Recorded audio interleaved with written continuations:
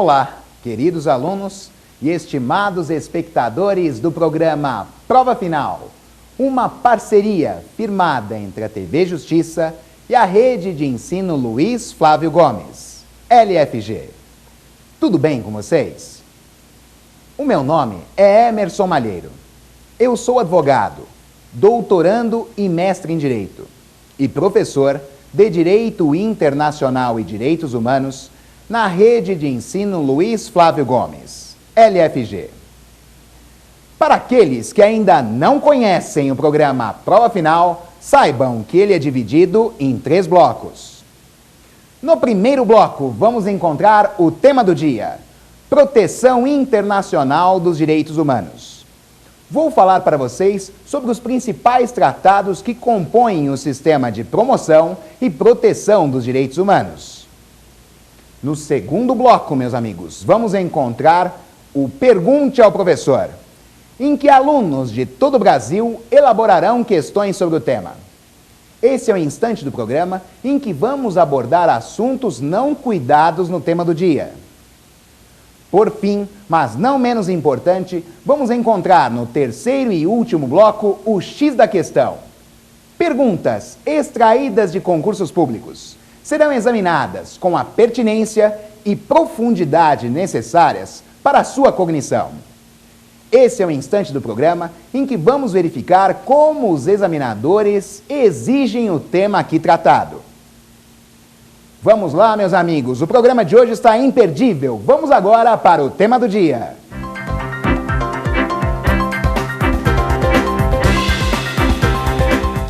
Na nossa aula de hoje, eu vou falar para vocês sobre a proteção internacional dos direitos humanos, apontando os principais diplomas para a promoção e proteção de interesses fundamentais. Vou começar com a Declaração Universal dos Direitos do Homem de 1948.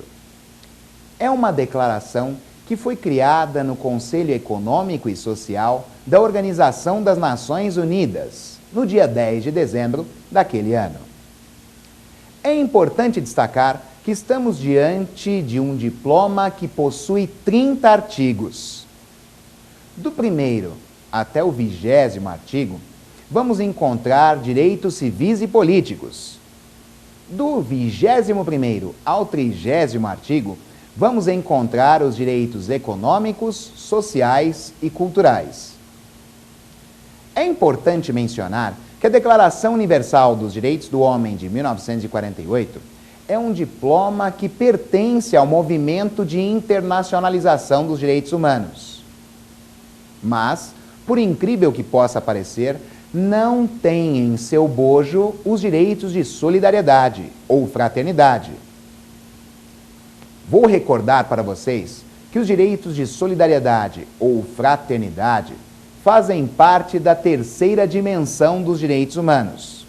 Assim, falamos em proteção do meio ambiente, em direito ao desenvolvimento, o direito à paz e até mesmo considerações inerentes ao direito do consumidor.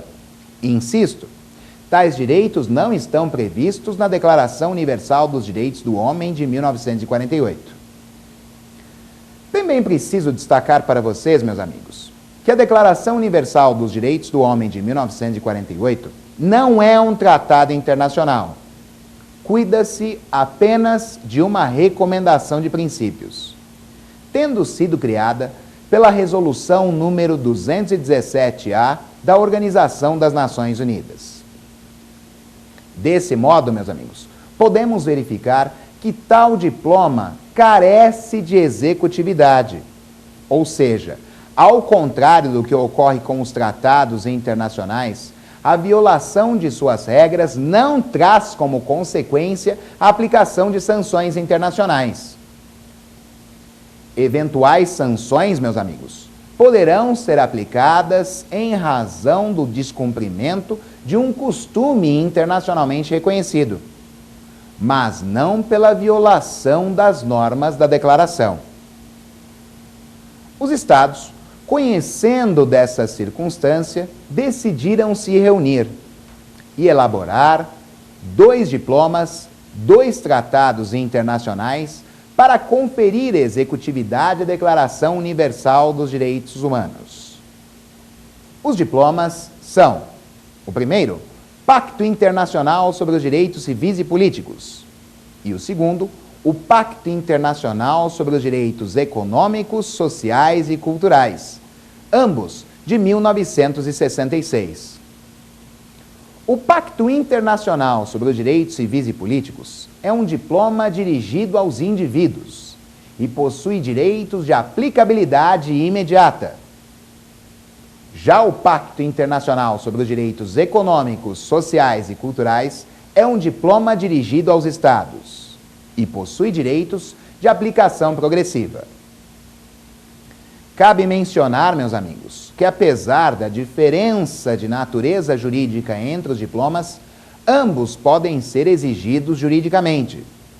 Muitas vezes, candidatos aos concursos públicos se equivocam com essa questão, acreditando que o Pacto Internacional sobre os Direitos Econômicos, Sociais e Culturais não pode ser exigido em face de possuir direitos de aplicabilidade progressiva. Insisto, é um equívoco, porque ele também pode ser exigido juridicamente. Existem outros tratados internacionais que compõem o sistema de promoção e proteção internacional dos direitos humanos.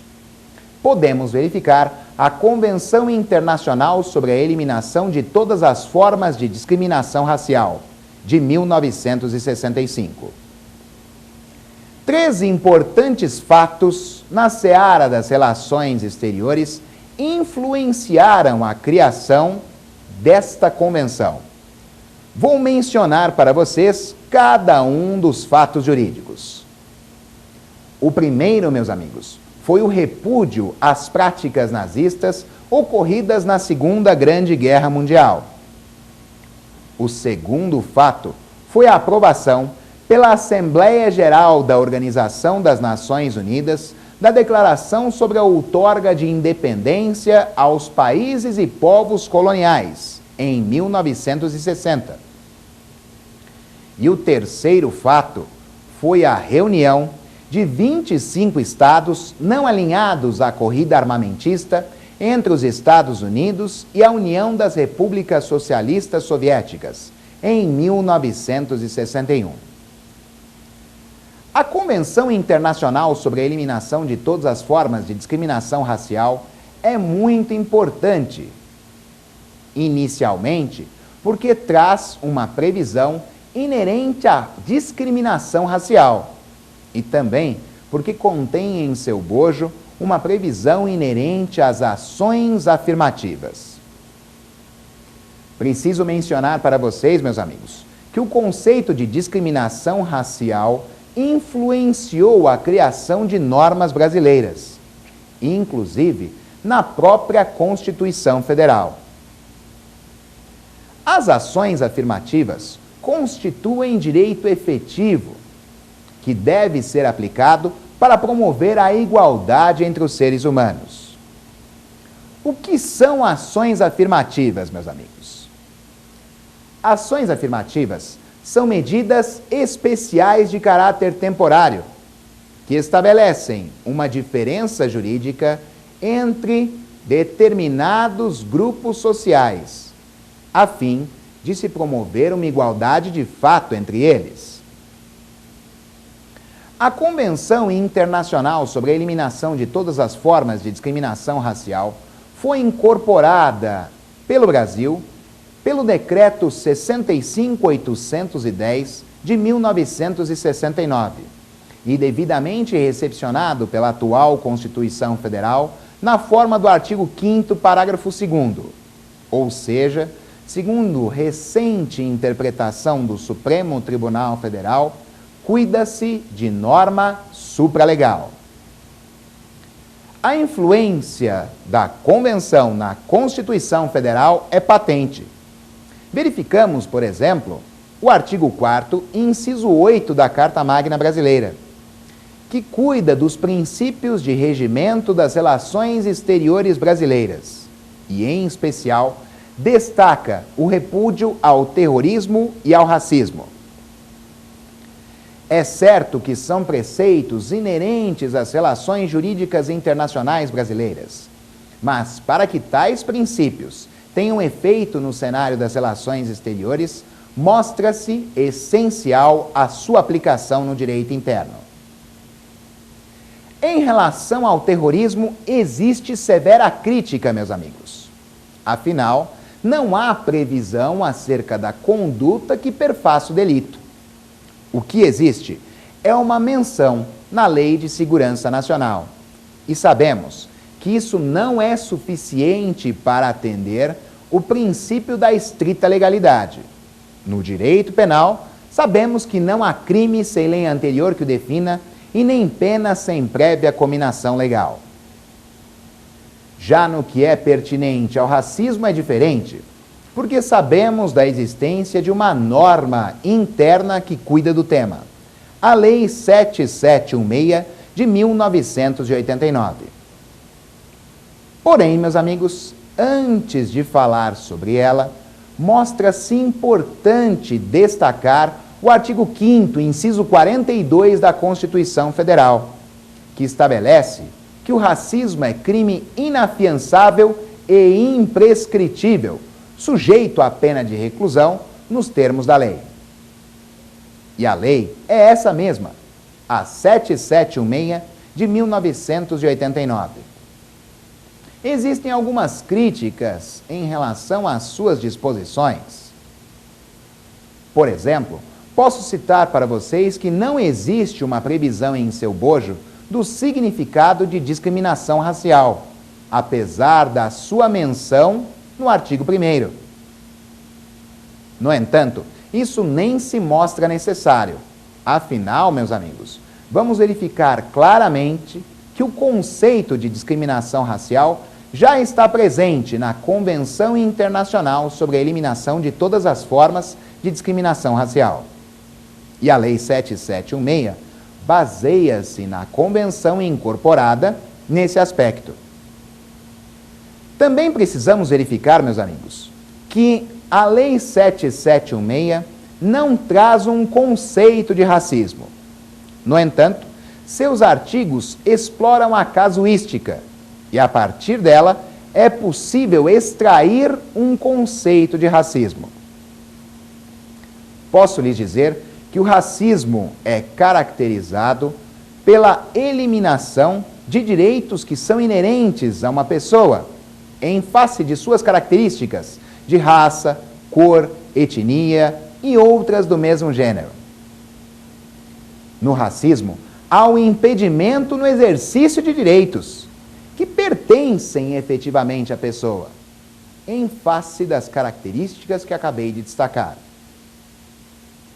O Código Penal brasileiro, meus amigos, também tem a influência da Convenção Internacional sobre a Eliminação de Todas as Formas de Discriminação Racial. Quando verificamos, por exemplo, o artigo 140, parágrafo 3º, que cuida do crime de injúria por preconceito. É importante salientar que esse delito é eivado de discriminação, mas não há racismo, porque, de acordo com o artigo 140, parágrafo 3º, o que existe é uma imputação de qualidade negativa a uma pessoa em razão de suas características de raça, cor, etnia e outras do mesmo gênero. Temos também, na seara das relações exteriores, a Convenção Internacional sobre a Eliminação de Todas as Formas de Discriminação contra a Mulher, de 1979. O diploma já foi devidamente incorporado no ordenamento jurídico brasileiro, pelo Decreto 4377 de 2002. Esse tratado internacional é aquele que teve o maior número de reservas nas relações exteriores. 88 reservas materiais elaboradas por 23 estados. Para aqueles que não se lembram o que é reserva, posso recordar que se cuida de uma objeção, de uma ressalva, feita a um tratado internacional, quando de sua assinatura, quando de sua ratificação, promulgação ou em qualquer outro instante. Essa convenção internacional teve uma universalidade que, no entanto, comprometeu-a, sendo assim fragmentária nas relações exteriores. A sua importância reside especificamente na determinação, no artigo 1º, do significado de discriminação contra a mulher e também acerca da previsão de ações afirmativas, no seu artigo 4º. Verificamos aqui, meus amigos, que tal diploma internacional, com o Pacto de São José da Costa Rica e a Convenção de Belém do Pará, 2 diplomas de caráter regional, influenciaram a criação de diversas normas no direito interno brasileiro para a proteção da mulher contra a violência doméstica. Posso citar explicitamente para vocês a Lei Maria da Penha. Também temos, no cenário das relações exteriores, a Convenção Internacional contra a Tortura e outros tratamentos ou penas cruéis, desumanos ou degradantes. É um diploma que já foi incorporado no ordenamento jurídico brasileiro pelo Decreto número 40, de 1991. Até que a sua incorporação foi relativamente célere. Afinal, a Convenção Internacional contra a Tortura e outros tratamentos ou penas cruéis, desumanos ou degradantes é de 1984. Esse diploma internacional estabelece especificamente critérios para a configuração da tortura nas relações exteriores. Isso significa dizer que existem requisitos que devem ser preenchidos. Dentre esses requisitos, é importante mencionar para vocês a presença do funcionário público para a sua configuração. Também deve-se observar o objetivo da conduta e a aplicação de dores ou sofrimentos físicos ou psíquicos intencionalmente ao ser humano. Será que pode uma norma interna de um Estado retirar um dos requisitos da tortura que está presente no Tratado Internacional para ampliar o alcance da norma? Sim, meus amigos, isso é plenamente possível, já que o próprio artigo 1º, na sua parte final, autoriza a realização de tal ato.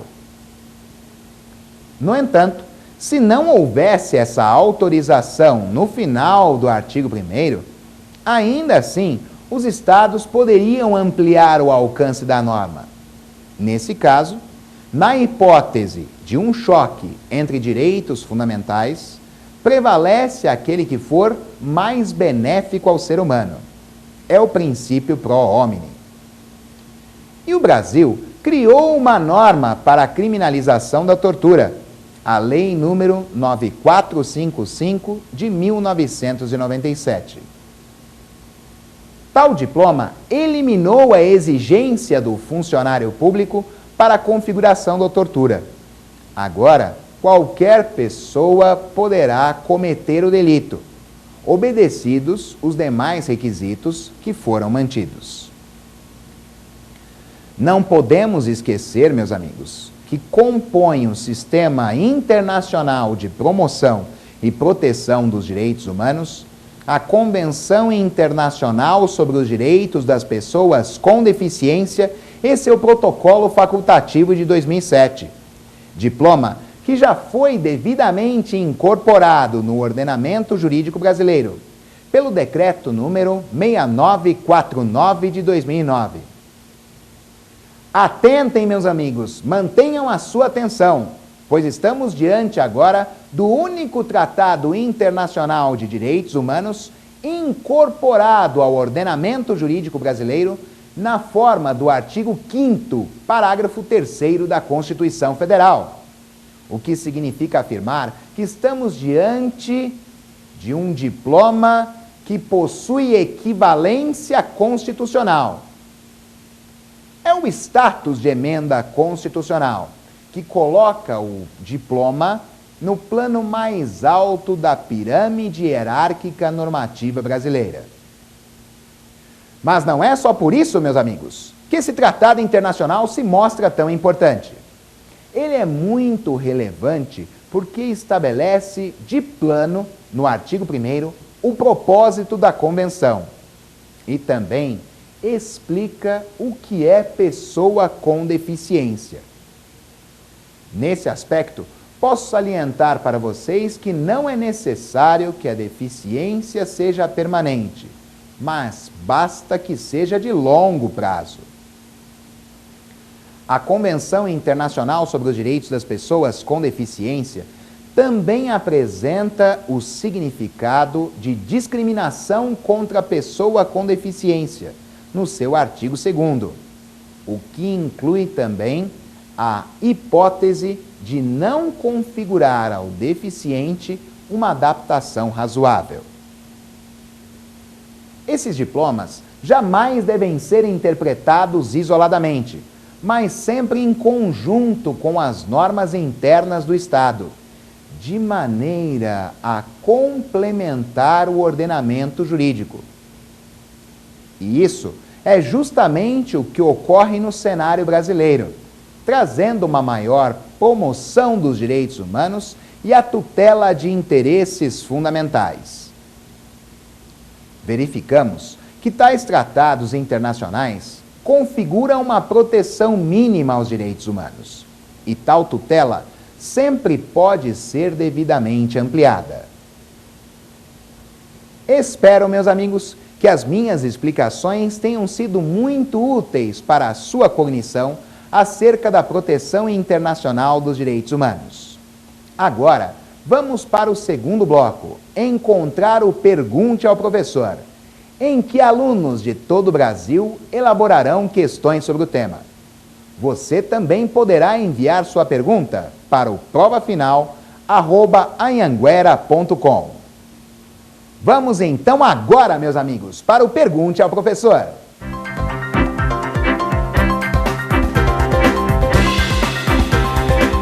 Vamos lá, meus amigos. Agora no segundo bloco temos o Pergunte ao Professor. Vocês verão diversos assuntos que não foram abordados no tema do dia. Vamos para a nossa primeira pergunta. Quais são os 2 preceitos que orientam os sistemas de promoção e proteção internacional dos direitos humanos? Essa pergunta é fantástica. Preciso destacar para vocês que os 2 princípios são a dignidade da pessoa humana e a flexibilização dos preceitos basilares do Estado. É meu dever trazer para vocês algumas explicações sobre cada um deles. Comecemos com o princípio da dignidade da pessoa humana. É necessário afirmar para vocês que estamos diante de um preceito que está na nossa Constituição, no artigo 1º, inciso 3 da Carta Magna Brasileira. O princípio da dignidade da pessoa humana é o núcleo exegético do ordenamento jurídico brasileiro. E o que isso significa? Significa dizer que estamos diante de um parâmetro de orientação de todo o sistema jurídico pátrio. Em outras palavras, é dever do legislador, ao criar uma norma, observar o princípio da dignidade da pessoa humana. Também vamos verificar que o juiz, ao julgar uma causa, deverá se orientar pelo princípio da dignidade da pessoa humana.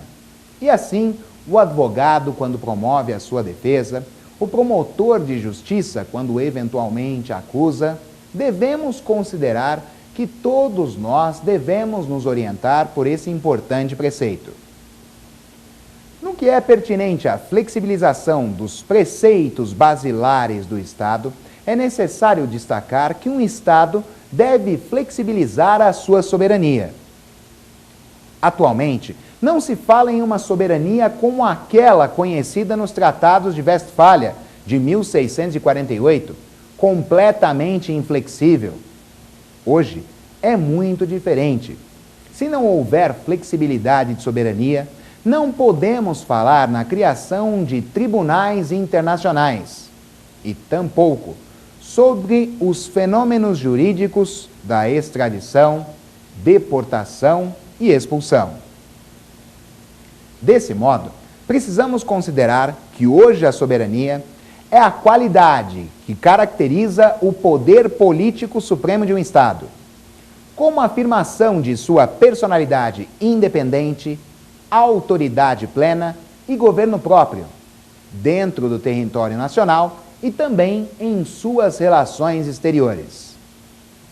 Assim, meus amigos, podemos considerar que um governo soberano é aquele que consegue estabelecer e manter a sua ordem interna e se fazer representar no cenário internacional. Essa flexibilidade dos preceitos basilares é essencial para que os Estados possam se relacionar no direito internacional. Caso contrário, seria impossível qualquer comunicação entre eles. Isso favorece também o estabelecimento de bases diplomáticas em território alienígena, ou seja, em território de outro Estado, o que facilita a comunicação entre os sujeitos de direito internacional público. Vamos agora, meus amigos, para a nossa segunda questão. Quais são as características dos direitos humanos que conferem paridade hierárquica entre direitos civis e políticos e direitos econômicos, sociais e culturais? Marcos, essa sua pergunta é fantástica. Precisamos considerar 3 importantes princípios: a universalidade, a indivisibilidade e a interdependência dos direitos humanos. Menciono para vocês que tais princípios são as verdadeiras características dos direitos humanos. Vou destacar cada uma delas para vocês, começando com a universalidade. Significa dizer que os direitos humanos são universais, pois eles se ramificam e atingem todas as pessoas, independentemente de suas características pessoais, de raça, cor, etnia, religião, origem e outras do mesmo gênero, independentemente de circunstâncias temporais. Não importa se hoje, ontem ou amanhã. Independentemente de aspectos espaciais. Não importa se no Brasil, no Chile, nos Estados Unidos ou em qualquer país da Europa, África, Ásia ou Oceania. Os direitos humanos vão efetivamente atingir todas as pessoas. Devemos considerar também a característica da indivisibilidade. Os direitos humanos jamais poderão ser decompostos, sob pena de desconfiguração do interesse. A título de exemplo, meus amigos, lhes apresento o direito à vida, que não pode ser dividido. Por fim, meus amigos, é importante destacar para vocês a interdependência dos direitos humanos, o que significa dizer que os direitos humanos se relacionam por recíproca dependência e alcançam seus objetivos apenas pelo auxílio mútuo. Podemos verificar, a título de exemplo, a característica da interdependência dos direitos humanos quando verificamos a existência das dimensões de direitos humanos. Ora, meus amigos, a primeira dimensão cuida das liberdades públicas. A segunda dimensão cuida dos direitos econômicos e sociais. A terceira dimensão, dos direitos de solidariedade ou fraternidade. E a quarta dimensão, meus amigos, cuida dos direitos dos povos. Tais interesses estão intrinsecamente relacionados para que possam ser alcançados os seus objetivos. Não podemos falar em liberdades públicas sem considerar os direitos de solidariedade. Não podemos falar em direitos econômicos e sociais sem nos dedicarmos aos direitos dos povos. Vamos agora para a nossa terceira pergunta.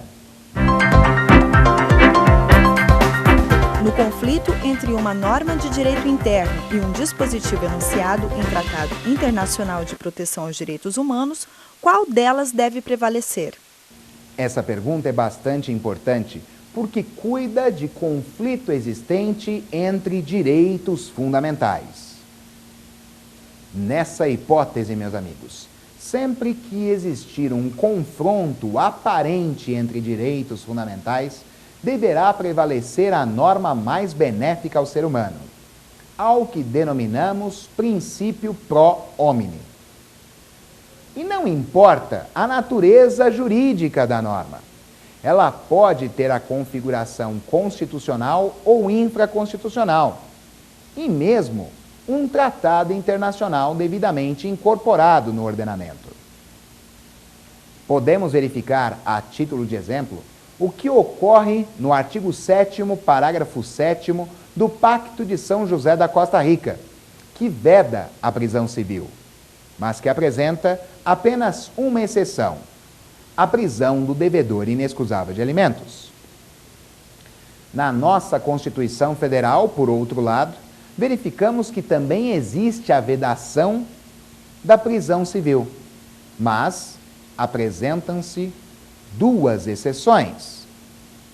A primeira exceção, a prisão do devedor inexcusável de alimentos, e a segunda, a prisão do depositário infiel. Nessa hipótese, temos em confronto duas normas que cuidam de direitos humanos, e prevalece aquela mais benéfica. Diante do exemplo, podemos ver que hoje não há mais de se falar em prisão do depositário infiel.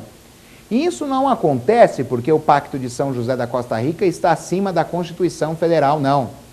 Ele está abaixo, na condição de norma supralegal. Mas, como traz uma norma mais benéfica ao ser humano, ela vai efetivamente prevalecer. Esse entendimento se consolidou pela súmula vinculante número 25, que estabelece ser ilícita a prisão do depositário infiel, qualquer que seja a modalidade de depósito. Então eu insisto que não importa a natureza jurídica da norma. Podemos ter um diploma constitucional e outro infraconstitucional, ou ainda disposições que se encontram na própria Carta Magna brasileira. Sempre que enxergarmos um conflito dessa natureza, deveremos analisar qual norma é mais benéfica ao ser humano. Sempre que encontrarmos, devemos desprezar a hierarquia normativa, pois a mais benéfica sempre vai prevalecer. Vamos caminhar juntos agora, meus amigos, para a nossa quarta pergunta.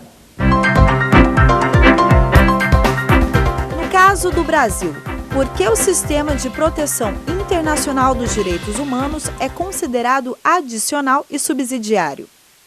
No caso brasileiro, os tratados internacionais incorporados no ordenamento trazem consigo uma proteção mínima aos direitos humanos. E tal tutela sempre poderá ser ampliada.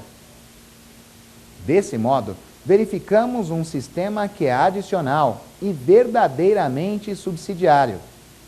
Chego a dizer que é até mesmo complementar. De toda forma, se surgirem normas nacionais que ampliem o alcance das disposições dos tratados internacionais, elas vão efetivamente prevalecer. Isso foi visto, como enxergamos lá no tema do dia, na Convenção Internacional contra a Tortura e outros tratamentos ou penas cruéis, desumanos ou degradantes. Com a criação da Lei 9455 de 1997, os seus direitos prevaleceram sobre a Convenção, já que foi retirado um dos requisitos da tortura para a ampliação do alcance da norma.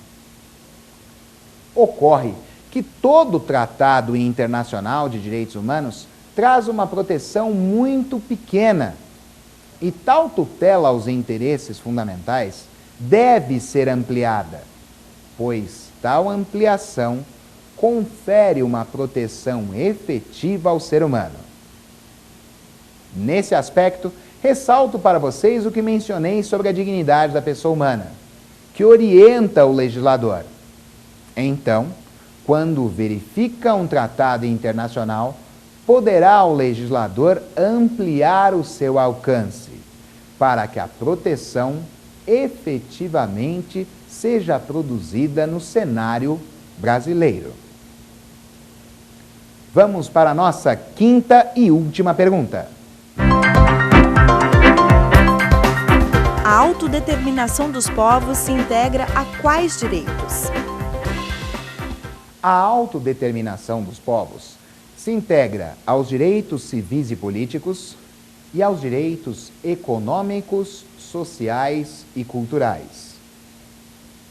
É necessário dizer, meus amigos, que existem diplomas internacionais que tutelam tais direitos.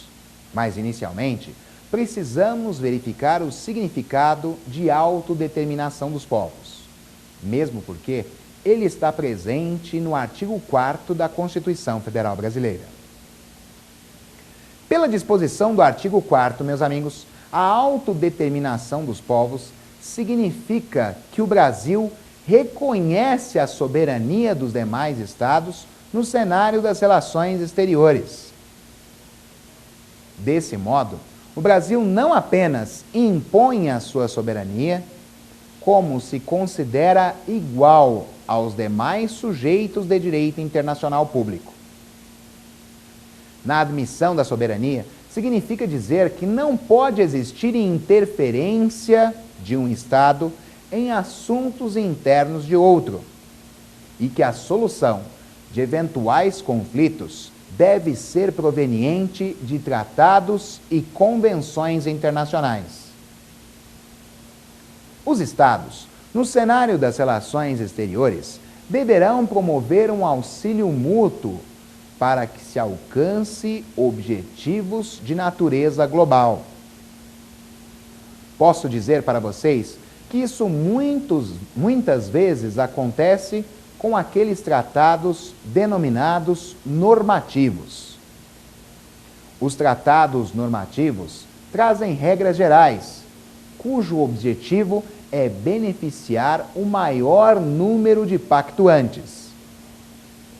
É certo, no entanto, que a elaboração desses tratados leva em consideração a defesa de interesses de cada Estado. No entanto, isso não viola, em hipótese nenhuma, a autodeterminação dos povos, já que cada um dos Estados possui soberania para atuar no cenário das relações exteriores. Tal soberania, como também já mencionei, atualmente é flexível, devendo os Estados considerar a natureza de seus preceitos basilares. Quando um Estado atua no cenário das relações exteriores, realizará atos em consonância com interesses conexos ao seu direito interno. No entanto, meus amigos, sabemos que um Estado não poderá alegar razões de direito interno para o descumprimento de um tratado internacional. Isso é bastante importante porque verificamos a supremacia do direito internacional sobre as normas de direito interno de um Estado. Também é necessário mencionar que tal linha de pensamento não é pacífica, mas se encontra em consonância com os princípios sociológicos do direito internacional. Com isso, meus amigos, se encerra o segundo bloco. E agora, vamos caminhar juntos para o X da questão, em que perguntas de concursos públicos serão examinadas com a pertinência e profundidade necessárias para a sua cognição. É o instante do programa em que acompanharemos como os examinadores exigem o tema aqui expressado. Vamos agora, meus amigos, para o X da questão. Vocês não podem perder.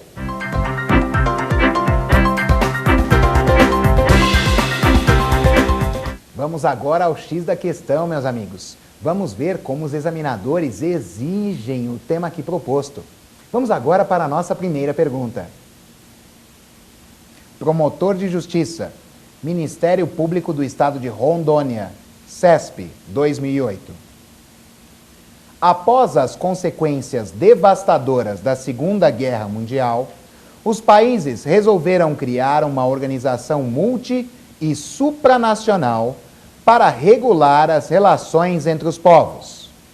Nesse marco, surgiu, em 1945, a Carta das Nações, cujos fundamentos visavam, essencialmente, a manutenção da paz internacional, que incluía a proteção da integridade territorial dos Estados frente à agressão e à intervenção externa, ao fomento entre as nações de relações de amizade, levando em conta os princípios de igualdade, soberania e livre determinação dos povos, e a realização de cooperação internacional para a solução de problemas internacionais de caráter econômico, social, cultural e humanitário, incluindo o respeito aos direitos humanos e às liberdades fundamentais, sem fazer distinção por motivos de raça, sexo, idioma ou religião. A Carta das Nações deu origem à ONU, que, posteriormente, criou uma Carta de Direitos, a Declaração Universal dos Direitos Humanos, DUDH, adotada e proclamada pela Resolução 217-A-3 da Assembleia Geral das Nações Unidas, em 10 de dezembro de 1948. Acerca dos direitos fundamentais previstos no documento mencionado no texto acima, assinale a opção incorreta. Alternativa A. A Declaração Universal dos Direitos Humanos surgiu para atender ao clamor de toda a humanidade e buscou realçar alguns princípios básicos fundamentais para a compreensão da dignidade humana, entre eles, a liberdade e a igualdade. Alternativa B. A Declaração Universal dos Direitos do Homem afirma que o desrespeito aos direitos humanos é causa da barbárie. Alternativa C. A Declaração Universal dos Direitos do Homem assegura o direito de resistência. Alternativa D. A Declaração Universal dos Direitos do Homem assegura o direito de resistência. E a Declaração Universal dos Direitos do Homem correlaciona o estabelecimento de uma compreensão comum dos direitos humanos com o seu pleno cumprimento. Alternativa E. A Declaração Universal dos Direitos do Homem protege o genoma humano como unidade fundamental de todos os membros da espécie humana e também reconhece como inerentes sua dignidade e sua diversidade. Em um sentido simbólico, a Declaração Universal dos Direitos do Homem reconhece o genoma humano como herança da humanidade. Vamos verificar, meus amigos, que o examinador requer que encontremos a alternativa errada, incorreta. Desse modo, precisamos analisar alternativa por alternativa. Comecemos com a alternativa A.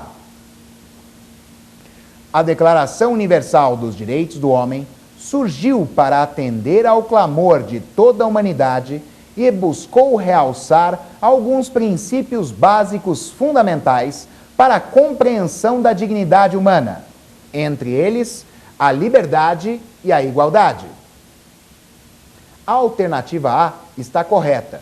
Então você vai assinalar essa? Claro que não. Estamos procurando a alternativa errada. Lembram-se? A alternativa A está correta porque a Declaração Universal dos Direitos do Homem de 1948 foi criada logo após a Segunda Grande Guerra Mundial, iniciada em 1939 com o término em 1945, com o prejuízo da violação de muitos direitos humanos. Dessa forma, atendeu ao clamor de todos os sujeitos do direito internacional, alcançando a tutela de interesses fundamentais. Assim, se a alternativa A está correta, não deverá ser assinalada. Vamos verificar a alternativa B. A Declaração Universal dos Direitos do Homem afirma que o desrespeito aos direitos humanos é causa da barbárie. A alternativa B está correta e não deve ser assinalada, porque estamos procurando a alternativa errada. De fato, o desrespeito aos direitos humanos é causa da barbárie. Como pudemos ver, de acordo com a explicação apresentada, a primeira alternativa, de letra A barbárie da Segunda Grande Guerra Mundial trouxe a transgressão de inúmeros direitos fundamentais. Verifiquemos agora a alternativa C. A Declaração Universal dos Direitos do Homem assegura o direito de resistência. A alternativa C também está correta, meus amigos. Afinal, verificamos que o direito de resistência traz às pessoas a garantia de tutela aos seus interesses fundamentais. Assim, a alternativa C também não deve ser assinalada. Vamos verificar a alternativa D. A Declaração Universal dos Direitos do Homem assegura o direito de resistência. E a Declaração Universal dos Direitos do Homem correlaciona o estabelecimento de uma compreensão comum dos direitos humanos com o seu pleno cumprimento. Igualmente, meus amigos, a alternativa D está correta. Afinal, a compreensão dos direitos humanos traz uma dimensão para o cumprimento de uma tutela aos interesses fundamentais. Desse modo, a alternativa D também não deve ser assinalada. Vamos verificar a alternativa E. A Declaração Universal dos Direitos do Homem protege o genoma humano como unidade fundamental de todos os membros da espécie humana e também reconhece como inerentes sua dignidade e sua diversidade.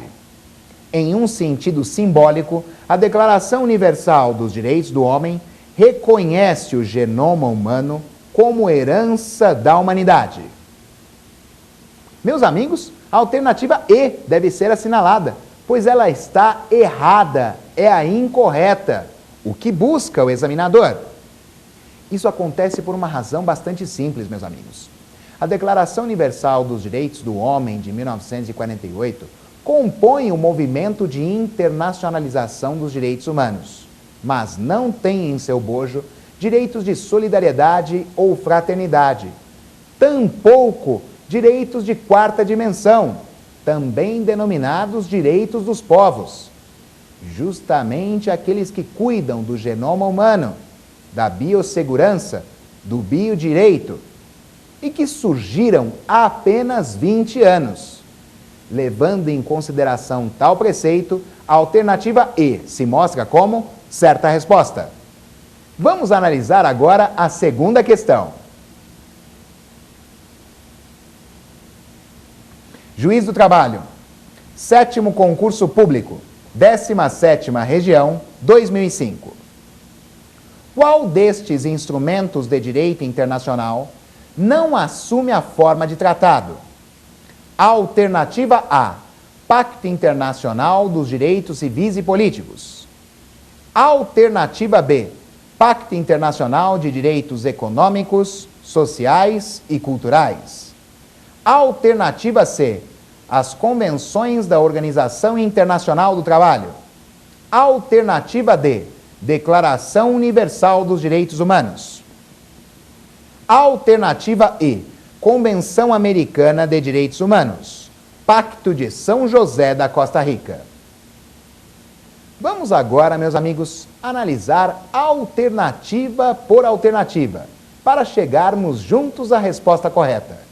Vamos começar com a alternativa A. Pacto Internacional dos Direitos Civis e Políticos. O Pacto Internacional dos Direitos Civis e Políticos é sim um tratado, meus amigos, porque foi criado para promover executividade da Declaração Universal dos Direitos do Homem, de 1948. Desse modo, a alternativa A não deve ser assinalada. Vamos verificar a alternativa B. Pacto Internacional de Direitos Econômicos, Sociais e Culturais. O Pacto Internacional de Direitos Econômicos, Sociais e Culturais também é um tratado internacional. Assim como o Pacto Internacional de Direitos Civis e Políticos, foi criado com a finalidade de promover a executividade à Declaração Universal dos Direitos do Homem de 1948. Desse modo, a alternativa B não deve ser assinalada. Vamos verificar a alternativa C. As convenções da Organização Internacional do Trabalho. Tais convenções detêm a configuração de tratado internacional. Portanto, é mais uma alternativa a ser eliminada. Vamos verificar a alternativa D. Declaração Universal dos Direitos Humanos. Como sabemos, meus amigos, a Declaração Universal dos Direitos Humanos não é um tratado internacional, mas apenas uma recomendação, tendo sido elaborada no âmbito do Conselho Econômico e Social da ONU, pela resolução número 217-A daquela organização internacional. Desse modo, a alternativa D, de Deolinda, deve ser assinalada como certa resposta. Vamos verificar o equívoco da alternativa E. Convenção Americana de Direitos Humanos. Pacto de São José da Costa Rica. A Convenção Americana de Direitos Humanos, meus amigos, é um tratado regional que foi elaborado para a tutela de interesses fundamentais no âmbito dos estados que pertencem à Organização dos Estados Americanos e que assinaram e ratificaram o diploma no plano interno. Desse modo, a alternativa E está errada e não deve ser assinalada. Com isso, meus amigos, chegamos ao fim de mais um programa Prova Final. Antes de me despedir de vocês, no entanto, eu quero deixar os meus contatos. Assim, se desejarem, poderão trazer críticas, sugestões e inclusive fazer perguntas sobre o conteúdo aqui ministrado. Se quiserem, poderão me seguir no Twitter, @EmersonMalheiro, ou então me adicionar no Facebook. Será uma enorme satisfação ter a sua amizade também no plano virtual. Desejo a cada um de vocês muito sucesso. Envie um forte abraço, Fúria Metal. Contem sempre comigo.